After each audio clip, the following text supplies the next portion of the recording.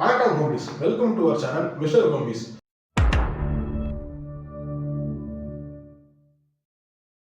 So இன்னைக்கு நம்ம பார்க்க போகிறதும் ஐபிஎல் ப்ரிவியூ, அதை பற்றி தான் பார்க்க போகிறோம். இந்த ரெண்டு டீம் பேலன்ஸ் இருக்குது, ஆர்சிபி அண்ட் சிஎஸ்கே இருக்குது.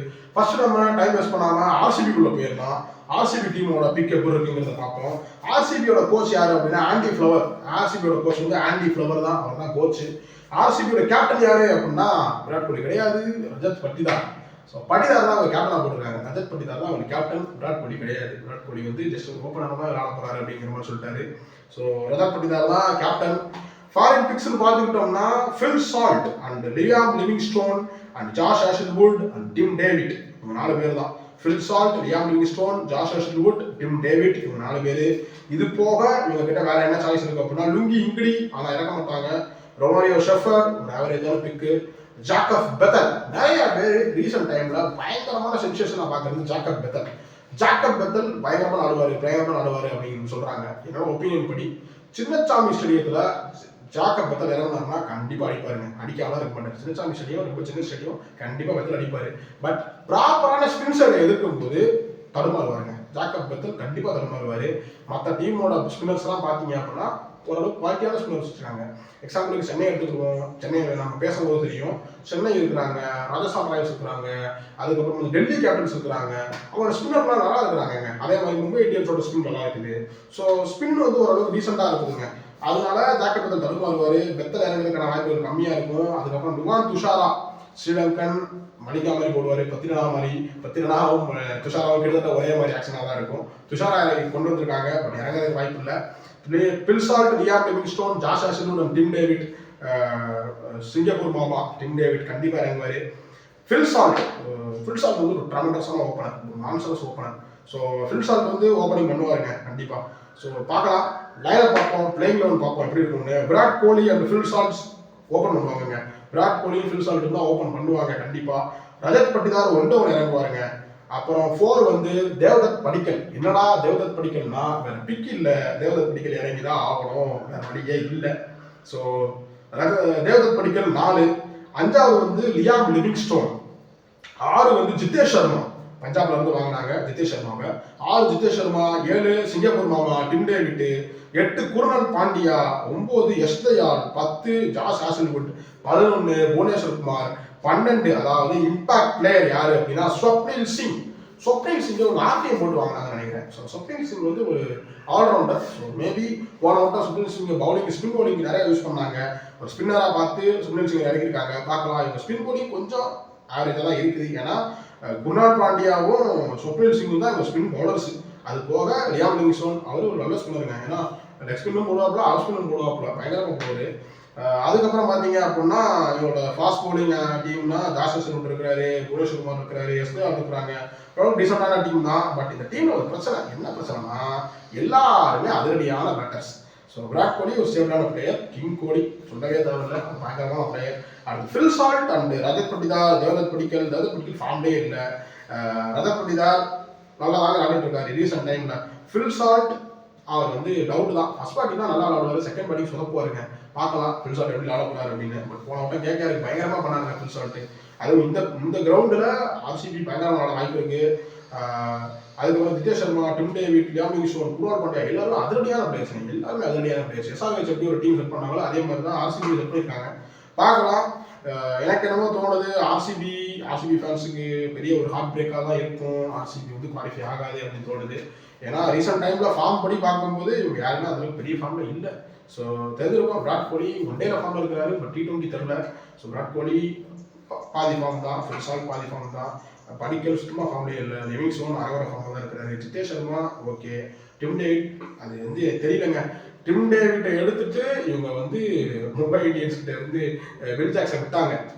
அந்த ஐபிஎல் ஆப்ஷன் பார்த்தவங்களுக்கு தெரியும், ஓனரே போய் கை கொடுத்துட்டு காமெடி கொண்டு வந்தாப்புல அவர் வந்து. ஸோ ஆகாஷ் அம்பானி அவரே காமெடி கொண்டு வந்தார். எனக்கு தெரிஞ்சு வில் ஜாக்சன் விட்டுருக்க கூடாது, பட் விட்டுட்டாங்க. டிம் டேவிட்டை வாங்கியிருக்காங்க. பார்க்கலாம் டிம் டேவிட் எப்படி விளாடுறாரு அப்படின்னு சொல்லிட்டு பார்க்கலாம். இந்த டீம் ஓரளவுக்கு நல்லா தாங்க இருக்குது. 10க்கு 8 கொடுக்கலாம். இந்த டீம் குவாலிஃபை ஆகுமான்னு கேட்டால் டவுட்டு தான். ஓரளவுக்கு குவாலிஃபை ஆக வாய்ப்பு இருக்குது, பட் ஓரளவுக்கு டவுட்டு தான் எனக்கும். ஸோ பார்க்கலாம் குவாலிஃபை ஆகுறாங்களா அப்படின்னு. Last but not least CSK. Chennai Super Kings, fans favourite Chennai Super Kings ஃபர்ஸ்ட்டாக வச்சிருக்கேன் அவங்கள. ஸோ கோச் ஸ்டீஃபன் ஃப்ளமிங், பல வருஷமா அவர் தான் சிஎஸ்கே சாப்பிட்றதுலேருந்து அவர் தான் கோச். ஸோ ஸ்டீஃபன் ஃப்ளமிங் கோச்சாக இருக்கிறாரு. கேப்டன் ருத்துராஜ் கெய்க்வாட், அண்ட் ருத்துராஜ் கெய்க்வாட் தான் கேப்டன், பட் கேப்டன் சொல்லுவாங்க, பட் டோனி தான் எல்லாம் பண்ணுவார் கண்டிப்பாக. ஃபாரின் பிக்ஸ் அப்படின்னு பார்த்துட்டோம் அப்படின்னா டவான் கான்வே, ரச்சின் ரவீந்திரா, நூர் அகமது, மதிஷா பத்திரனா, இவங்க 4 பேர் தாங்க ஃபாரின் பிக்ஸ். என்னடா சாம் கரனை காணும் அப்படின்னு பார்த்தீங்கன்னா சாம் கரன் இறங்க வாய்ப்புகள் கம்மிங்க. மேபி சாம் கரன் இறங்க வாய்ப்புகள் கம்மி. ஏன்னா இவங்க பிச்சை பொறுத்தளவுக்கு நூறு அகமது பயங்கரமான பிக்குங்க.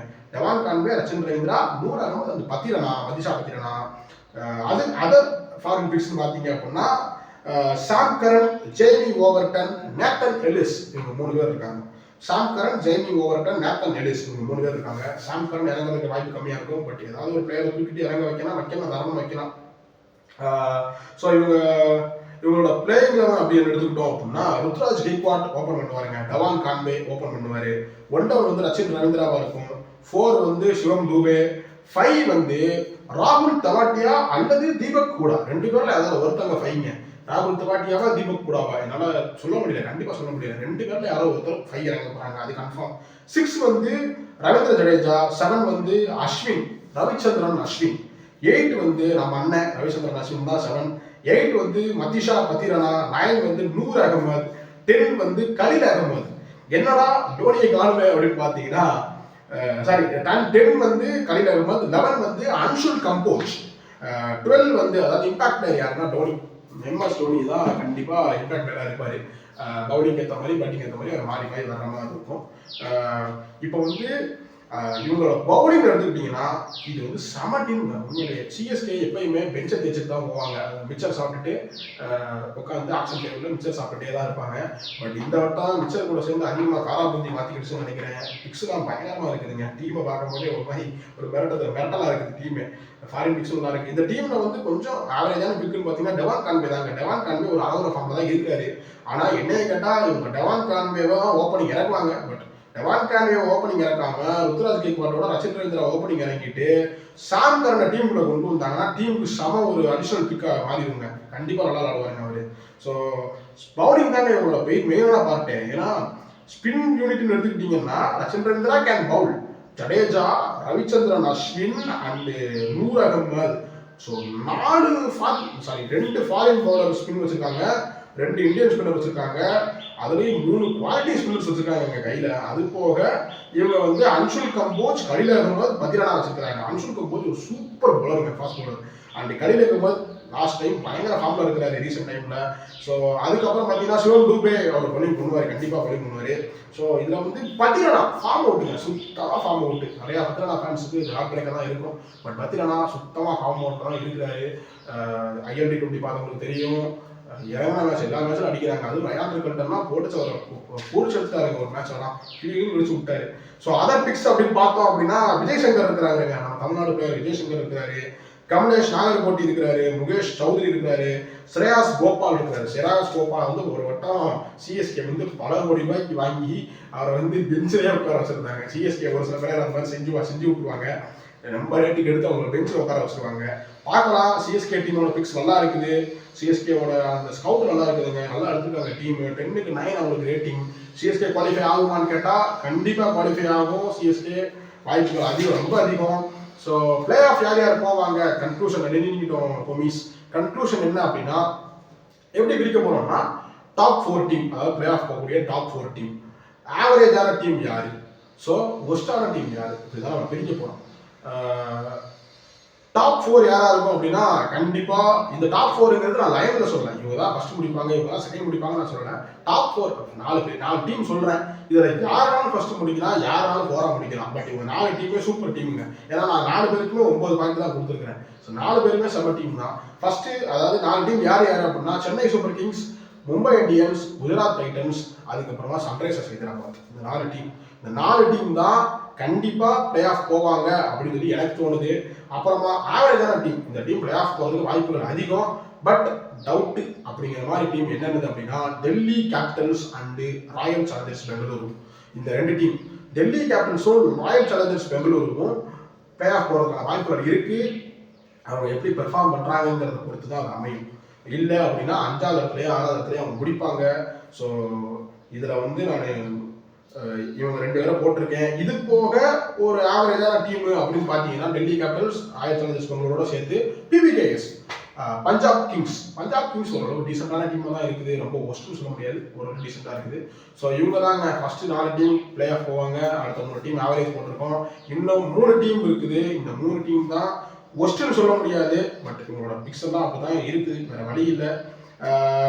ராஜஸ்தான் ராயல்ஸ் ஓரளவுக்கு டீசெண்டாகவும் இருக்கிறாங்க, ஆவரேஜாகவும் இருக்கிறாங்க. அவங்கள எந்த இடத்துல சேர்க்கறதுனே தெரியல. ராஜஸ்தான் ராயல்ஸ் ஒரு மாதிரி தான் இருக்குது. But Lucknow super Giants and KKR ஒரு மாதிரி ஒஸ்டாக தாங்க தெரியுது டீம்.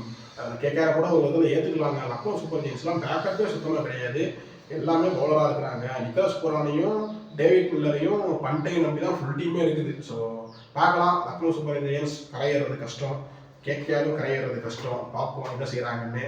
ஸோ எல்லா டீமுமே ஒன்றும் நல்லா தாங்க இருக்குது. இது வந்து நம்ம சொல்கிற ஒப்பீனியன், டீமோட இதை பார்த்து நம்ம சொல்கிற ஒப்பீனியன். அவங்க எப்படி பண்ணுவாங்கங்கிறது அவங்களுக்கு தான் தெரியும். பிளேயரோட ஃபார்ம் பொறுத்து தான் எல்லாமேயும். So thank you for the videos homies. இது ஒரு புது சேனல், சப்ஸ்கிரைப் பண்ணுங்கள், லைக் பண்ணுங்கள், கமெண்ட் பண்ணுங்கள், ஷேர் பண்ணுங்கள். தெரிஞ்சவங்களுக்கு இதை வந்து ஷேர் பண்ணி விடுங்க. கண்டென்ட் ரீச் ஆக ரொம்ப உதவியாக இருக்கும். So keep follow me homies. Thank you, bye homies.